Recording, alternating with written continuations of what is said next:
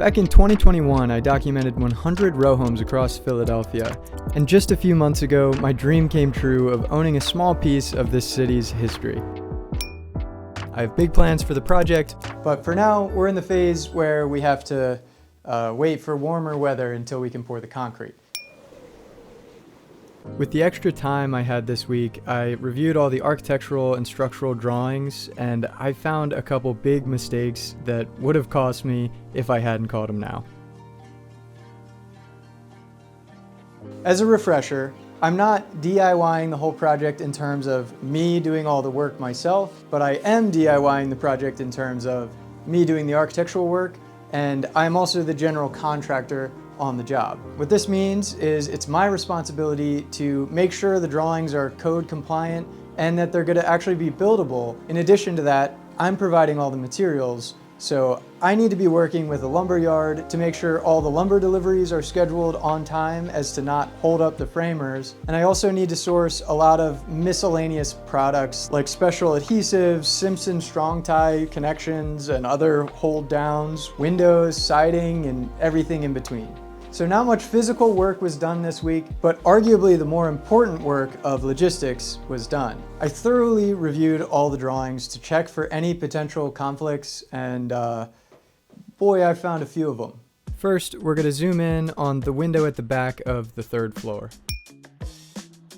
When we take a look at the underlying framing, the issue is revealed. If you are familiar with construction, you might be able to see the problem here. Yeah, where's the window header? You obviously need this because the roof load is coming directly down onto this wall and windows aren't structural. And trust me, I know that windows need headers. It's just that when you're designing, it's hard to factor everything in, and this mistake happened because I put in a 5-foot tall window, set the sill height to 2'6", and never really considered that space above. And that's why going back and reviewing all this stuff to make sure it's actually buildable is so important. But this isn't a huge deal, right? We just shift that window down a bit and problem solved. So we move this window down, and I'm gonna have to really flex my animation skills here to illustrate how this could be a problem. Don't ask me where that window went. I don't know, doesn't matter. Now coming inside, listen, just imagine it's drywall. Just imagine I rendered it out, textured it. I don't have time. I don't have time for that right now. The scenario starts when we have little Gwen here, hypothetically enjoying a beautiful spring day, right? The birds are chirping, the window's open, and she happens to see a butterfly fly by the window, and she's reaching out to grab it, and oh no, oh no, Gwen's gone. The issue here is that the windowsill is below 24 inches, and that's a code violation to stop this exact type of scenario from happening. So this should be an easy fix too, right? We just have to make the window less tall, and luckily I haven't ordered the windows yet, so I can just order a window that's 4'6" tall instead of a 5-foot tall window, right? Okay, we have our smaller window in, and we're gonna jump into another hypothetical situation here. This one starts when our guy Chris, hey, that's me. He's in the house, he's in here, and wow, he's having a good time. So Chris is in here throwing down, but the party got a little bit too lit, all right? And oh no, a little fire started. He had too many plugs and an extension cord. But he doesn't notice. He's still having fun, and the fire spreads all the way to the exit door. So in these types of scenarios, bedrooms are always designed with an emergency egress window. If you can't get out of the house one way, you're gonna have to climb out the window and get rescued. So Chris notices the fire. Oh, don't walk through the wall. Oh, okay, so he's calling the fire department. They're on the way, and luckily they get here in record time. They're already out there with a ladder outside the window. Now Chris gets as compact as he can, and he's trying to fit out this window, but he can't do it. He can't fit through the window. When we reduced the size of the window, it went from an egress window to one that's too small to qualify because the open area is less than 5.7 square feet. And you know, fire, it just spreads, and the results could be catastrophic. So what's the solution here? Well, I realize I can keep this window size, but if I change it to a sliding window instead of double hung, that'll greatly increase the open area of the window, and it'll now qualify as an egress window. And I'm gonna have a slider for the 3rd floor as well as the 2nd floor bedroom. Next, we're gonna dive into some coordination between the architectural set and the structural set.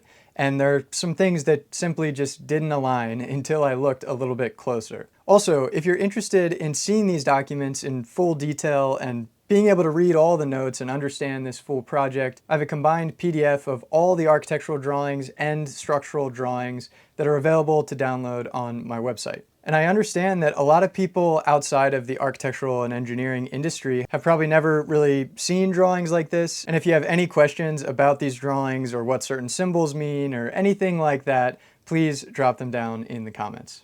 With that, let's take a look at some of these issues. First, we're going to take a look at the shear walls on the structural sheet. So we have shear wall 2 that runs all the way up. That's the 1st floor plan, 2nd floor plan, and 3rd floor plan.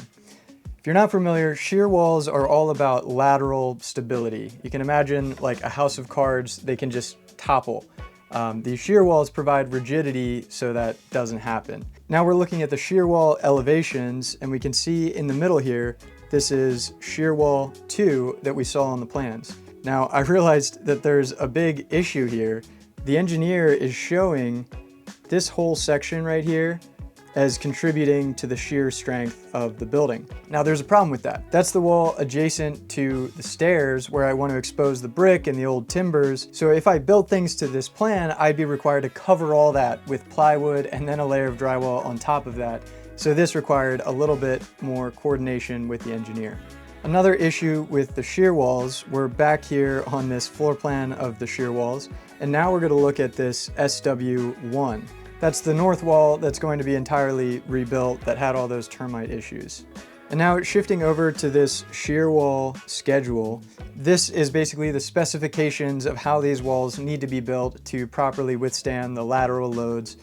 And you can see that that requires 1/2 inch OSB. Now jumping over to the architectural wall assemblies, which now instead of just structural, these are also accounting for like the facade type and fire rating of these wall assemblies. The important thing to mention is that that north wall needs to be fire rated because it's about 4 feet from the property line, and anything within 5 feet needs a 1-hour rating on the exterior, 1-hour rating on the interior.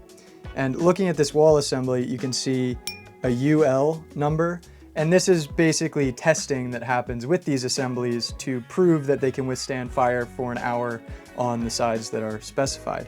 So originally in my wall section for that north wall, I just had a 5/8 layer of fire rated gypsum sheathing. And this was to provide that fire rating, but I realized that just the gyp sheathing doesn't provide the lateral strength necessary as required by that shear wall schedule. So I had to come in here and update it. And now you can see I have this layer of 1/2 inch plywood. And then on the exterior face of the plywood, you also need this 5/8 fire rated gypsum to provide the fire rating. The other wall assembly I show here, exterior wall assembly number 2, is where that fire rating isn't required. And here I'm just showing that 1/2 inch sheathing. And I don't need the gypsum because this is for walls that are called out on the plan that aren't directly adjacent to a property line. The final thing I want to talk about here is the 3rd floor plan. Here is the front of the house towards the street and the back of the house towards the backyard. And one of the main issues I realized here is that there's a large PSL beam that's bearing onto this brick wall. And turns out I put the new vent stack for the plumbing directly on top of that beam. Of course, you can't just drill a hole through the beam to fit a 3-inch vent stack, so the vent stack's gonna need to move. The other issue is that this bedroom is pretty small and it doesn't have a closet drawn into it, but I realized that the stack issue could be resolved while also providing more space to that bedroom.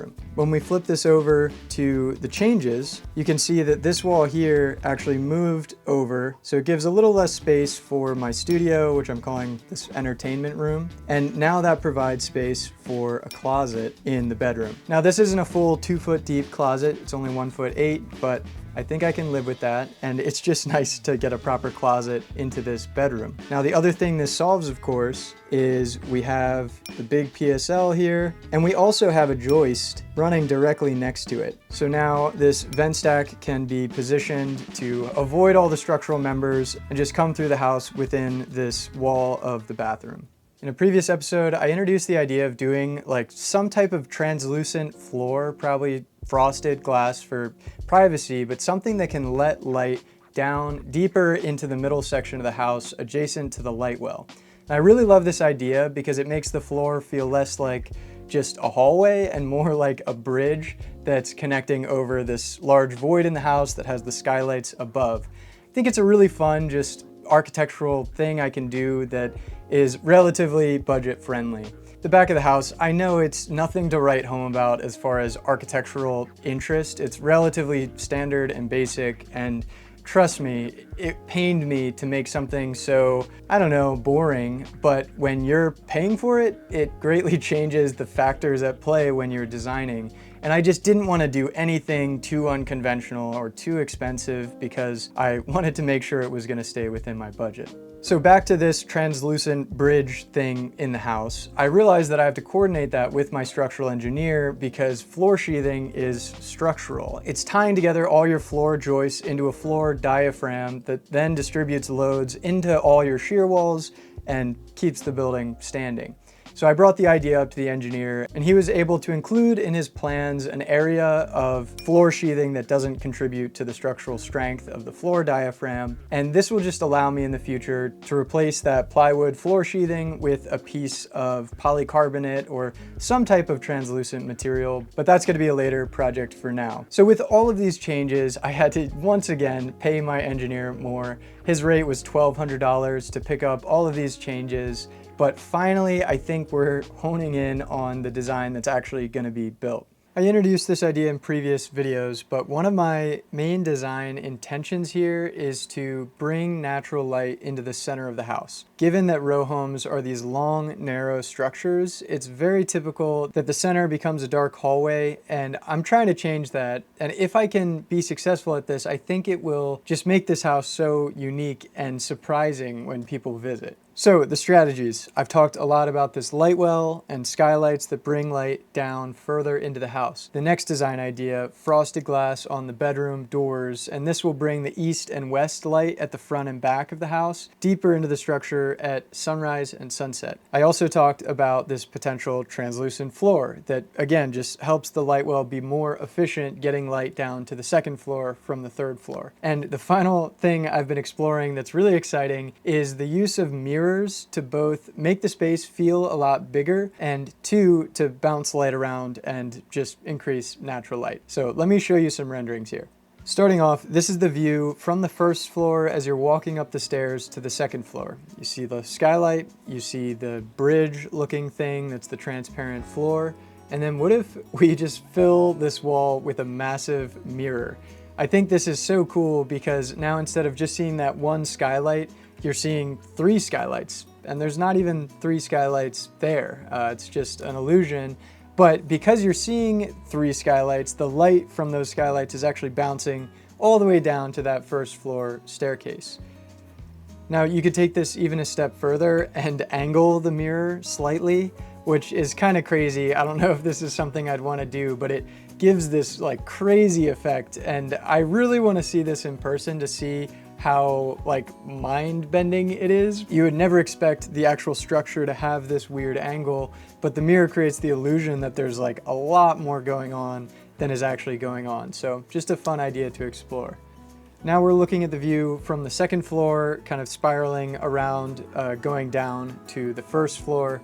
And here it is without the mirror. I mean, it's cool with that catwalk and the brick wall. And then when we add the mirror, it just creates so much space. It basically makes the brick wall feel twice as wide and could be really interesting.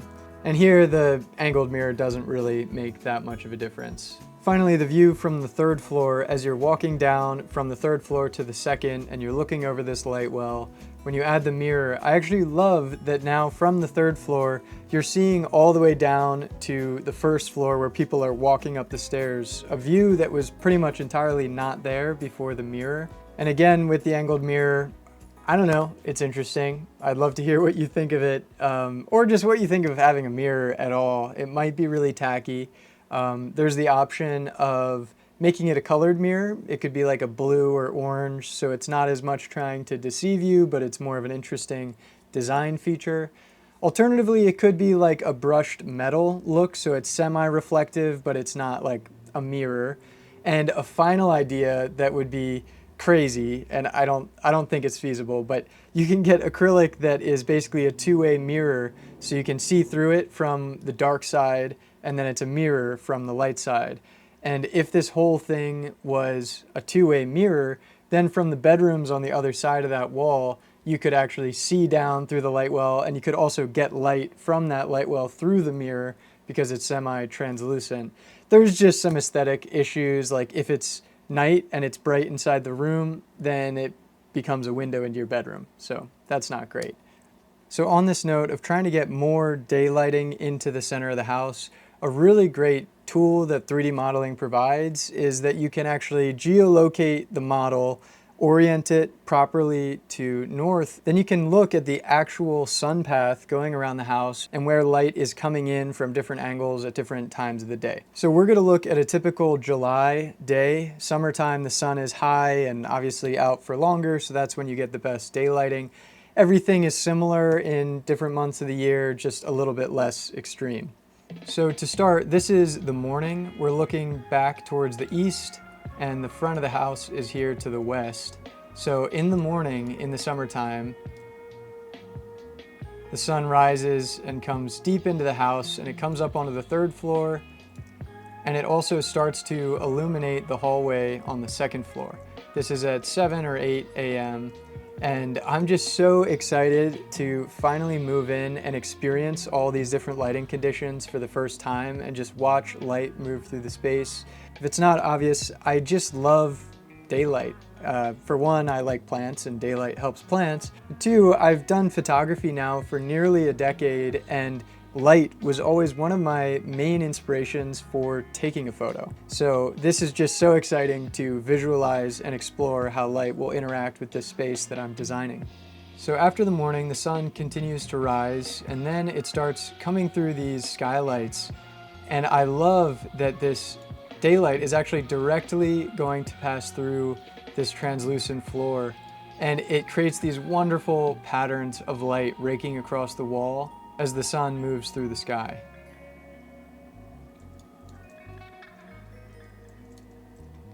Finally, in the afternoon, to the west side of the house, the sunset comes through, and I love how deep the light from these windows can penetrate the space. And just imagining how this direct sunlight on this brick wall will definitely illuminate the space down here. And with the frosted glass on the bedroom door, you're also getting light from this window coming through. So that's all for this week. I'll catch you next week and hopefully have a lot more progress on the actual physical construction of this project that I've been thinking so much about on paper and just can't wait to see in reality.